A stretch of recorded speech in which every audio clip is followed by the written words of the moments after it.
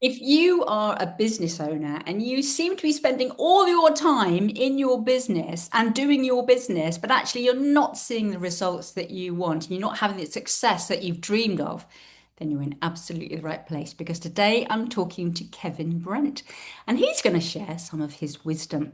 Over to you, Kevin.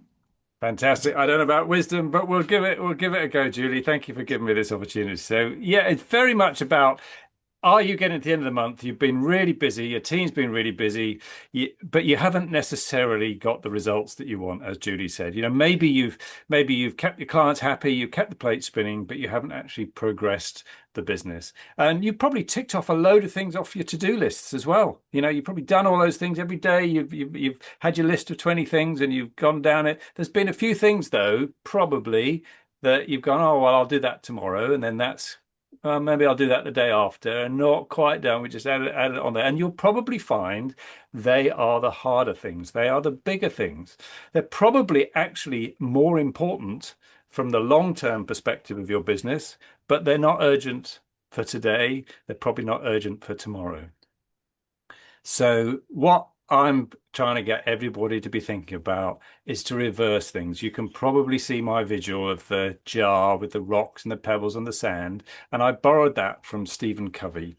And it's very much about working out what's important, what are those big rocks that you want to achieve, and making time for those first, and then slotting your pebbles and your sand. Your pebbles are your day-to-day tasks, all of those good things. Your sand is probably stuff that most of us aren't doing and certainly know we shouldn't be doing in terms of scrolling through social media and all of those things that maybe distract us occasionally. But let's assume we're not actually doing much sand, but the pebbles are getting in our way. Well, if we start with the rocks, we can slot a few pebbles down in between, and then we can add a little bit of sand on top of that, if you like, and then that will all fit in this jar, which is representing the amount of hours that we've got. And if we're really lucky, there's probably still time for a beer that we can pour in at the top at the end of the day, or a glass of wine if that's your preferred tip, or Julie. Gin So and tonic. Gin and tonic. Would it be gin and tonic? well, a non-alcoholic for me, Non-alcoholic. Oh, but I'm just very good. so it sounds like these rocks, basically, Kevin, are things that most of us avoid because we don't want to do them, but they're the really, really kind of essential things that we need to be doing. So it's a bit like that book, Eat That Frog. It is a bit like that book. It's also about making sure that if you've got a team, that your team also are engaged with what those things are. They know it. So that what we talk about and what we encourage people to do is to sit down every 90 days, hence the smart 90 that you can see on the background. Sit down every 90 days and review your previous quarter with your team. But if you're on your own, then fine. Do it with somebody else that you can bounce off of is ideal. Work out what went well, what didn't go so well, but commit to what are the handful of outcomes that you want to achieve in the next quarter. And I mean a handful. If you've got more than five, you've got too many. And it's the question to ask is what does good look like in 90 days time? Not what tasks do we need to achieve, but what does good look like in 90 days time? Because that's the outcome. And they're going to be big things. And 90 days is a perfect amount of time because it's long enough that you can eat a big frog, if that's what you want to do. Or we talk about eating the elephant, actually. If you over the year you want to eat the elephant, which bit of the elephant are we going to eat this quarter? Maybe not very politically correct or but anyway, if you've got a nice picture of an elephant now, you're eating an elephant. But anyway, one of those 90 days is just long enough you can do some big, meaningful things, but it's also short enough that you keep the urgency. Because if you just say, well, actually, in 2 years' time or even a year's time, I want to be here, you'll probably, if you're like me, you'll probably do loads of other things until September, and then you'll go, oh, there's only 3 months left before the end of the year. I better get on with it. I So love that. So I'm just going to say that actually, if there are any vegans or vegetarians listening, then please think of an alternative. But how do you, when you say good, what does the next 90 days look like if it's good? Does that equate to profit? How would you even know whether it's good? well, it might equate to profit, but that would probably be our general first first aspect. It might be, what somebody that just been working with, what they want is they want to feel in the next 90 days that the admin side of the business was fully under control without them having to be on top of it all the time. So if that's the outcome that you want, that you feel that it's under control and things aren't getting missed and it's not all about you and everything, then you can then go, okay, well, how am I going to achieve that? Does that mean I'm going to write a load of processes? Does it mean I'm going to outsource it to somebody else? And if those are the questions, how am I going to answer those questions? And what am I going to put in place and by when, such that by the end of the 90 days, I can go, yeah, I'm comfortable. I feel that under control. So it's things like that that you and with your team members, if you have them again, is are the sort of things that you want to be looking at. If we just say, I want the profit to be X or the turnover to be X, it's a little bit just, well, I wish, you know, okay. Whereas if we can think properly about, okay, what do I want the outcome to be? What do I want things to look like? And then we can build an action plan behind that to build and actually achieve within the 90 days. And also, what you're saying really is if someone handles that admin or gets someone to handle that admin, however it works, then if there's some sort of system in place, then that means that the business owner presumably has more time on their hands, and that's this the whole point of it, isn't it, Kevin? That they have time freedom as well as the money that is coming in from their business. Thank you. Yes, because what generally happens, we start our business, we're reasonably successful, we're good at what we do, so we get clients, and then we get busy, we get involved in the doing of the business, and we reach a ceiling. And getting beyond that ceiling is really hard. And equally, even if we're just delegating tasks, we need to start there, and we might be outsourcing some of the admin side of things, but at some point, we actually need a team of people to be taking off some of the direction of the business. So instead of us just dishing out tasks, we need them involved in some of the decision making and sitting down every 90 days and getting them involved in the discussion about what's important, what does good look like, because there'll be what does good look like for the business as a whole. Great. Well, each of us might take on one or two of those rocks, as we would call them. But equally, I might have something in my particular role that I think is a rock and what good looks like. So we're all getting involved then in really thinking forwards and ahead, and we're starting to take some of that decision making and that onus off of the business owner to be telling everybody what to do. Brilliant. And I guess the other thing is that we cannot underestimate the impact of stress. And if you're someone watching who is really stressed out, then it is possible that might be affecting your health, and that's the last thing you want, or taking you away from your family. And these things, it's not just about business; it's about what happens outside and the impact that that has on your Thank you. everyday Yeah. life and your overall, yeah, your overall Yeah. life. Because I don't know about everybody else, but when I feel stressed and anxious, it's normally because there's something that I feel I'm not in control of. There's something that's an outside influence of some sort that I'm not feeling that I can control.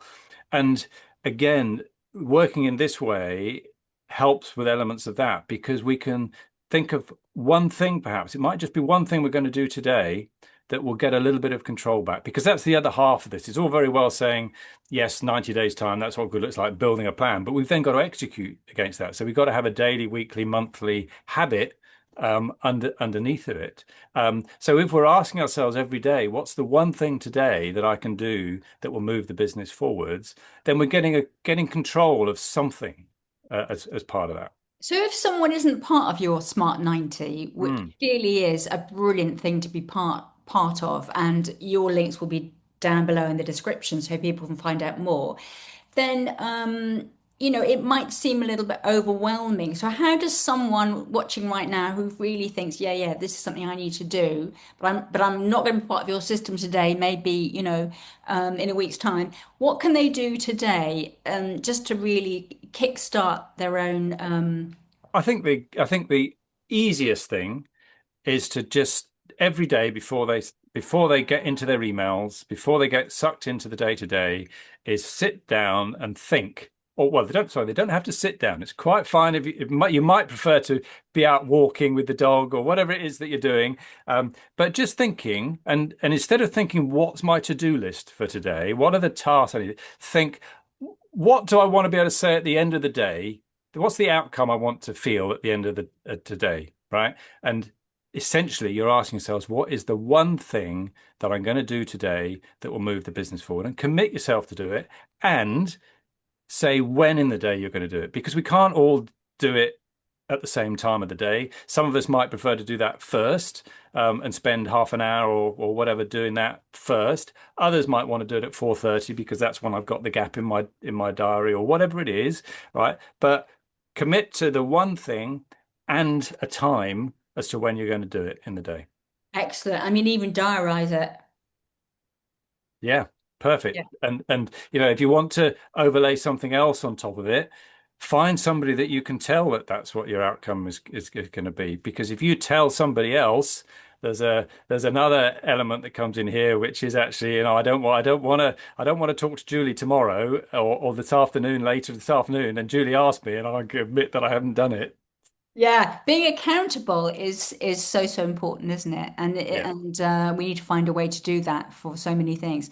I guess as well, Kevin, it's about why people are doing what they're doing. You know, maybe sometimes for business owners, they've forgotten why they wanted to build their business. It's not just about the business, is it? It's about what is, what sort of life do you want? Why you do? Because when things get hard, when you don't want to eat that frog, you don't want to, tackle that rock, then how are you going to actually do it anyway? And I think if you've got a really strong why, which is actually I want to live a really healthy, happy life, I want to see more of my family and the people I love, and I want to have enough money to travel the world, or whatever your thing is.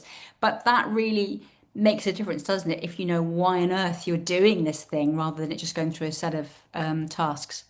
Yes, because when things get tough, then we hold on to that why as we're doing it. And the two things very much have to go hand in hand, because we can't just have the why and it just become a wish and we don't do anything underneath to make it happen. And equally, if we just keep doing the things and we lose sight of where we're trying to get to, we'll end up focusing in the wrong areas and we'll end up being unhappy from that aspect. So we need to bring the two together. We often talk about bridging the strategy execution gap. Um, and it's the visioning and the strategy is part of what you're saying there. Great, we need that. And some of us are naturally better at that than others. Some of us are naturally better at doing the do than others and actually getting the stuff done. There's not very many of us, and build businesses as well, that are good at combining the two. And that's what we need. And that's where the 90 days comes in, because if we're doing that process properly, we're reminding ourselves every 90 days as to where we're headed, where we're trying to head, as well as what hit the fan last quarter, right? Yeah, it's a good amount of time, isn't it? And also when you think about the changing seasons, it's yeah, love it. So people can find out more about you, obviously, from looking at the description. Your Smart 90, it's a membership group, is it? Kevin, can you just tell us a little bit, just a little bit? Yeah, you can engage in different ways. We will run a 90-day planning workshop. We call it our G90 Summit. So every 90 days, we give the opportunity for people to come to an online session, so they can come from wherever they are, and we guide them through that process of taking them through all the things they could do, because none of us are short of could do's, right? We help hone it down to a few should do's, and then to even fewer must do's. And that's what we call the rocks. That's the must do. So that's essentially the process we help people go through. So they can just come to a G90 summit and just do one of those if they wish. And that's fine. But obviously, what we would like is that people commit to doing that on a quarterly basis, and then commit to some help in between as well to make sure that they keep on track with it. And that's where a membership option will come in. But if people just want to come along and experience one of the G90 summits, they're more than welcome to do that. Brilliant. So if anyone watching or listening, if you've been inspired by what Kevin said and you really know that Smart 90 would make a difference to you, then check out the links below and do get in touch with Kevin. He's such a lovely man, as I'm sure you can see. And I'm sure he'll be happy to answer any questions that you might have. Isn't that so, Kevin? Absolutely. And Julie, thank you very much indeed for making this so easy and for inviting me Thank you very much. Let's rock. on.